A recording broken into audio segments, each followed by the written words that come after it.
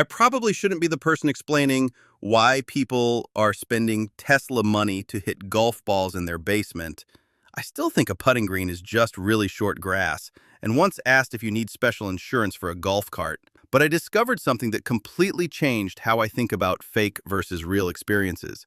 Turns out people aren't just buying these $100,000 golf simulators, they're actively choosing them over actual golf courses. And they're reporting better scores, more fun, and higher satisfaction, which makes no sense until you understand what's actually happening in people's brains when they swing a club at a screen. Now, when I first heard about this, I assumed it was just rich people being rich people. Like buying a pet tiger cub or installing a moat around their house just because they can and because regular hobbies are apparently too mainstream. But then I started looking at the numbers, and apparently this is a $2 billion industry, growing at 9% per year. That's not "I bought a yacht shaped like a swan" money. That's serious "people are solving a real problem" money. Which made me wonder, what problem does fake golf solve that real golf doesn't? The real breakthrough isn't the technology. It's that these systems have accidentally solved the fundamental problem with learning anything: inconsistent feedback.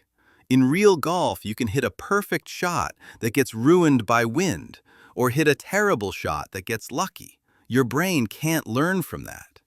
But simulators give you what researchers call pure skill feedback. Every result directly correlates to what you actually did. It's like the difference between trying to learn piano on a keyboard, where some keys randomly don't work, versus one where every key does exactly what you expect. Which, now that I think about it, explains why I never got good at piano. I just assumed it was supposed to be that frustrating.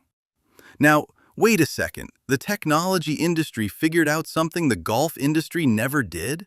Instead of trying to replicate real golf exactly, they created something better: golf without the frustrating parts.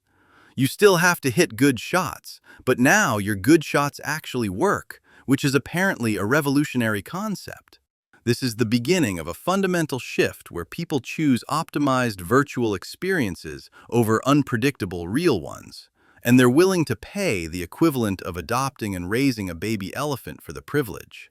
So what we're actually seeing isn't people buying expensive toys. It's people paying premium prices for guaranteed improvement and frustration removal.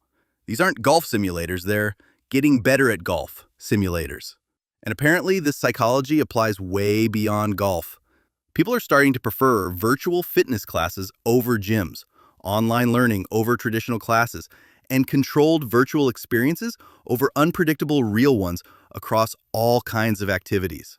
We've basically become a species that looks at nature and goes, "Thanks, but I'll take the version without bugs, unpredictable weather, and other humans."